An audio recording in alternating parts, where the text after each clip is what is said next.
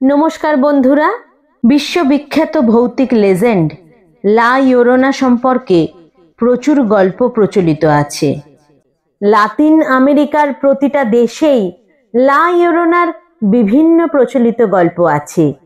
শ্রী কৌশিক দাস অক্লান্ত পরিশ্রমের মাধ্যমে দীর্ঘদিন পড়াশোনা করে অনেক তথ্য সংগ্রহ করে গল্পটির পূর্ণাঙ্গ রূপ দিয়েছেন।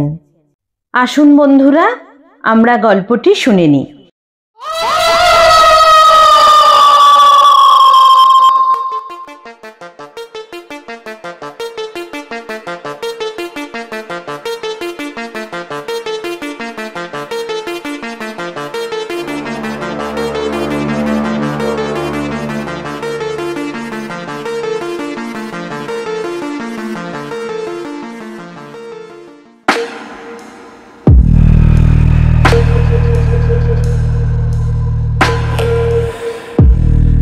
যে কোনো দেশের সাহিত্যের মূল ভিত্তি লুকিয়ে থাকে তার লোককথা, ভৌতিক মিথ কিংবা প্রচলিত গল্পে। আর ভূতের ভয় অল্প বিস্তর সবারই আছে। যদিও ভূতের গল্প পড়তে সব বাঙালি ভালোবাসে, সেরকমই লাতিন আমেরিকার ভূতের গল্প সারা পৃথিবীতে খুব জনপ্রিয়। কিন্তু স্প্যানিশ ভাষায় লেখা বলে সেগুলি বাঙালি পাঠকদের খুব একটা পড়ার সুযোগ হয় না। আজ একটা নতুন ভূতের গল্প বলবো, যে রাত্রিবেলা কাঁদতে কাঁদতে ঘুরে বেড়ায়। লা ইয়োরোনা একটি পৃথিবী বিখ্যাত লাতিন আমেরিকান ভৌতিক লেজেন্ড।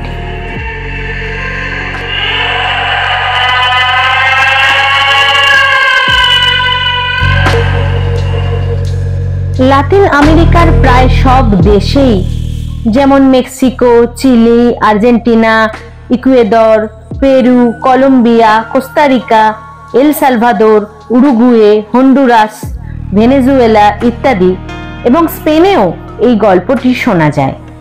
শত শত বছর ধরে প্রজন্মের পর প্রজন্ম এই গল্পটি শুনে আসছে, কিন্তু আজও এই গল্পের জনপ্রিয়তা এতটুকু কমেনি।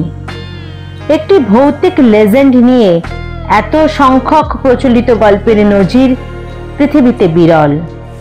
স্প্যানিশ ভাষায় লা ইয়োরোনা শব্দের অর্থ হল দ্য উইপিং লেডি বা ক্রন্দনরতা মহিলা। এবার মেক্সিকোর প্রচলিত গল্প শোনা যাক। স্পেনীয়রা যখন মেক্সিকোতে উপনিবেশ গড়ে তুলেছিল, গল্পটি সম্ভবত সেই সময়ের। শোনা যায় এক সুন্দরী মেক্সিকান যুবতী একজন স্পেনীয় যুবকের প্রেমে পড়ে এবং তাদের এই গভীর প্রেমের ফলস্বরূপ তাদের 3টি ফুটফুটে সন্তানের জন্ম হয়। মেক্সিকান যুবতীটি পরম যত্নে তাদের লালন পালন করতে থাকে। বিভিন্ন মিথ্যা আর আলো আঁধারের মধ্যে গোপনে তাদের সম্পর্কটি চলতে থাকে। বিজাতীয় হওয়ায় তারা এই সম্পর্কের কথা কারোর কাছে প্রকাশ করত না, বিশেষ করে ছেলেটি। এইভাবে কয়েক বছর চলার পরে 3 সন্তান ও স্পেনীয় যুবকটিকে নিয়ে মেয়েটি একটি পরিবারের স্বপ্ন দেখতে শুরু করে। মেয়েটি সব সময় চাইতো যে তার সন্তানেরা যেন তাদের বাবার পরিচয়ে বড় হয়ে ওঠে, তাই সে তাদের সম্পর্কটিকে সামাজিক স্বীকৃতি দিতে চাইতো। কিন্তু মেয়েটি এই প্রসঙ্গে কথা বললেই সেই স্পেনীয় যুবকটি বারবার এড়িয়ে যেত, কারণ তার সামাজিক অবস্থান মেয়েটির থেকে অনেক উঁচু ছিল। সে জানতো যে তার সমাজের লোকেরা তাদের এই সম্পর্কটিকে কোনোভাবেই মেনে নেবে না। তাছাড়া সমাজের নিম্ন বর্ণের একটি মেয়েকে বিবাহ করলে তার সামাজিক সম্মান ক্ষুণ্ণ হতে পারে। এইসব ভেবে স্পেনীয় যুবকটি কিছুতেই তাকে বিয়ে করতে রাজি হতো না। কিছুদিন পর স্পেনীয় যুবকটি তাকে ছেড়ে দিয়ে উচ্চ সামাজিক মর্যাদা সম্পন্না একজন স্পেনীয় মহিলাকে বিবাহ করে। তার এই বিবাহের সংবাদ জানার পর মেয়েটি বুঝতে পারল যে স্পেনীয় যুবকটি তার সাথে প্রতারণা করেছে। তার এই আচরণে মেয়েটি খুব মানসিক আঘাত পায়। তার ভালোবাসার মানুষের ওপর ক্রুদ্ধ হয়ে সে তার 3 সন্তানকে নিয়ে নদীর পাড়ে চলে যায়। তারপর তাদের একবার পরম মাতৃস্নেহে জড়িয়ে ধরে এবং তারপরে তাদের নদীর জলে ডুবিয়ে মেরে ফেলে। সাময়িক ক্রোধের বশে সে কাজটি করলেও কিছুক্ষণ পর সে আবার স্বাভাবিক অবস্থায় আসে। কিন্তু ততক্ষণে তার সন্তানেরা নদীর স্রোতে তলিয়ে গেছে। সে নিজের ভুল বুঝতে পেরে 2 হাত বিস্তৃত করে নদীর পাড় ধরে ছুটতে শুরু করে আর তার সন্তানদের পাগলের মতো খুঁজতে থাকে। কিন্তু ততক্ষণে সব শেষ হয়ে গেছে। এরপর এক রাশ বেদনা ও অনুতাপ বুকে নিয়ে সেও নদীর জলে ঝাঁপ দিয়ে আত্মহত্যা করে। এবার আরেকটি প্রচলিত গল্প শোনা যাক। মেক্সিকোতে যখন স্প্যানিশ উপনিবেশ গড়ে উঠেছিল, গল্পটিও সম্ভবত সেই সময়ের। একটি ছোট গ্রামে মারিয়া নামে একটি সুন্দরী মেয়ে ছিল। তার জন্ম হয়েছিল একটি গরিব কৃষক পরিবারে। ধীরে ধীরে মারিয়া বড় হতে লাগলো। তার সৌন্দর্য দিনে দিনে আরো বাড়তে লাগলো। গ্রামের সেরা সুন্দরী হিসেবে তার খ্যাতিও ছিল। একদিন হঠাৎ ঘোড়ার পিঠে চেপে এক ধনী সুদর্শন স্পেনীয় যুবক তাদের গ্রামে এসে উপস্থিত হলো। তারা দুজনেই একে অপরের রূপে মুগ্ধ হলো। তারপর সেই স্পেনীয় যুবক তাকে প্রেম নিবেদন করে এবং মারিয়া তার সাথে প্রেম বন্ধনে আবদ্ধ হয়। এই সম্পর্কের ফলে মারিয়ার পরিবারের লোকজন খুশি হলেও সেই স্পেনীয় যুবকের পরিবার এতে খুশি হয়নি। স্পেনীয় যুবকটি এক দরিদ্র পরিবারের মেয়ের সাথে সম্পর্কে আবদ্ধ হয়েছে জেনে তার বাবা খুব রেগে যান এবং স্বভাবতই তিনি এই বিয়ে মেনে নেননি। তাই মারিয়া এবং তার স্পেনীয় স্বামী তাদের গ্রামেই একটি বাড়ি তৈরি করে থাকতে শুরু করে। এভাবেই দিন কাটতে থাকে। মারিয়া যমজ সন্তানের জন্ম দেয়, কিন্তু মাঝে মাঝেই তার স্বামী কাজের জন্য মাসের পর মাস বাইরে কাটাতো। মারিয়াকে আর সময় দিত না। মাঝে মাঝে বাড়ি এলেও সে শুধু তার সন্তানদের সাথেই দেখা করত। মারিয়ার প্রতি তার কোনো ভালোবাসা বা দায়বদ্ধতা ছিল না। এভাবেই তাদের মধ্যে ক্রমশ দূরত্ব বাড়তে থাকে। একদিন সে যখন তার সন্তানদের নিয়ে নদীর ধারে একটি ছোট রাস্তা দিয়ে হেঁটে যাচ্ছিল, হঠাৎ সেই পথে ওই যুবকের ঘোড়ার গাড়িটি তাদের সামনে এসে থামল। সেই ঘোড়ার গাড়িতে একজন সুন্দরী মহিলাও তার পাশে বসেছিল। সে ঘোড়ার গাড়ি থেকে নেমে তার সন্তানদের সাথে কথা বলে। একটু আদর করেই আবার ঘোড়ার পিঠে চাবুক মেরে সেখান থেকে চলে গেল।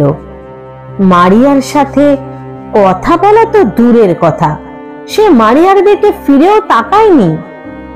মারিয়ার বুঝতে আর কোনো অসুবিধে হলো না যে তার স্বামী তার সাথে প্রতারণা করেছে। স্বামীর এই রকম আচরণে সে খুব কষ্ট পেল এবং রাগে ফেটে পড়ল। দুর্ভাগ্যবশত সেই রাগ গিয়ে পড়ল তার সন্তানদের ওপর। এরপর সেই দুঃখজনক ঘটনাটি ঘটল। প্রচন্ড রাগে সে সাময়িকভাবে তার মানসিক ভারসাম্য হারিয়ে ফেলল এবং তার সন্তানদের নদীর জলে ডুবিয়ে মেরে ফেলল। তারপর থেকেই সে দিবারাত্র ওই নদীর পাড়ে তার সন্তানদের খুঁজে বেড়াতো। মনের দুঃখে সে খাওয়া দাওয়া ছেড়ে দেয়। এর ফলে সে ক্রমশ দুর্বল হয়ে পড়ে। তার সুন্দর চেহারাটি ক্রমে কঙ্কালসার হয়ে যায় এবং দীর্ঘদিন অনাহারে থাকার ফলে তার মৃত্যু হয়।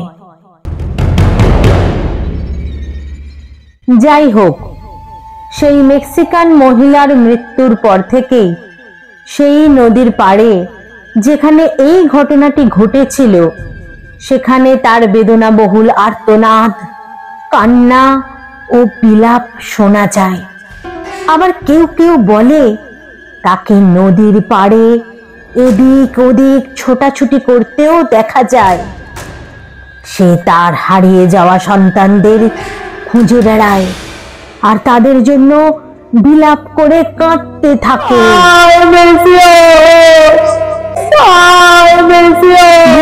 পরেও তার এই আত্মগ্লানি তাকে এক মুহূর্ত স্থির থাকতে দেয় না।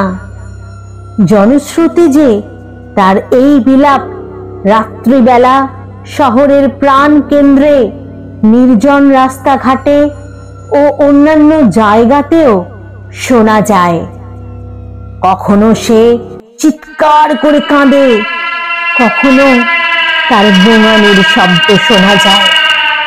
এই বিলাপ শুনে যারা জানলা দিয়ে তাকিয়ে দেখেছে তাদের বর্ণনা অনুযায়ী সাদা পোশাক পরিহিতা, ছিপছিপে চেহারার একজন মহিলা রাতের অন্ধকারে নদীর পাড়ে নির্জন রাস্তায় ঘুরে বেড়ায় আর তার সন্তানদের খুঁজে বেড়ায়।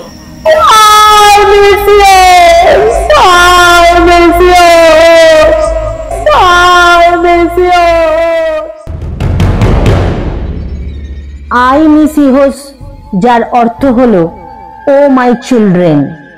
আই মিস ইহোস বলে চিৎকার করতে থাকে আর তারপরেই টেক্সকোকো লেকের মধ্যে অদৃশ্য হয়ে যায়।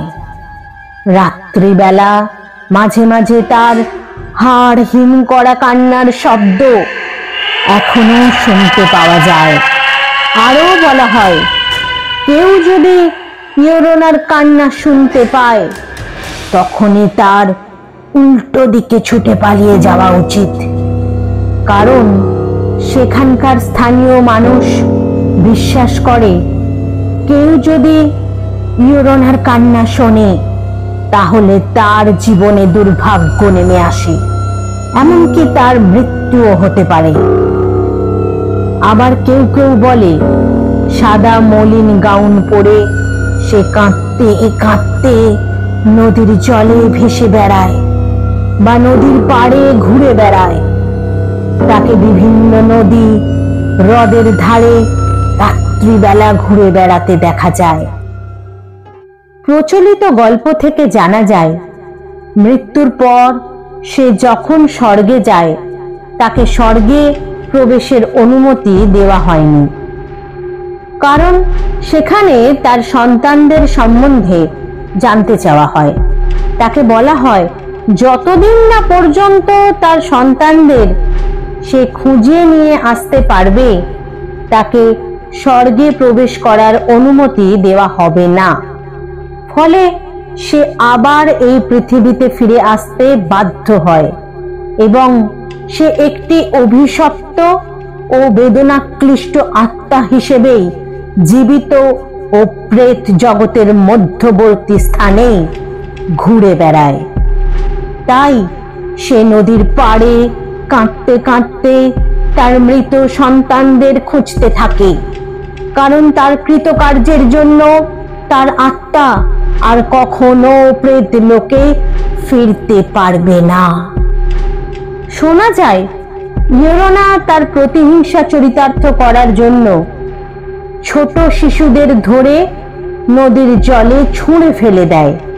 তাই লাতিন আমেরিকার অনেক দেশেই রাতের অন্ধকারে ছোট বাচ্চাদের একা একা বাইরে বেরোনো নিষেধ করা হয়, কারণ তাদের ধারণা ইউরোনা এই ছোট বাচ্চাদের ধরে নিয়ে গেলে তারা আর কখনো বাড়িতে ফিরে আসতে পারবে না। এবার চলে আসি বন্ধুরা ঐতিহাসিক প্রেক্ষাপটে লা মালিঞ্চে ও ইউরোনা।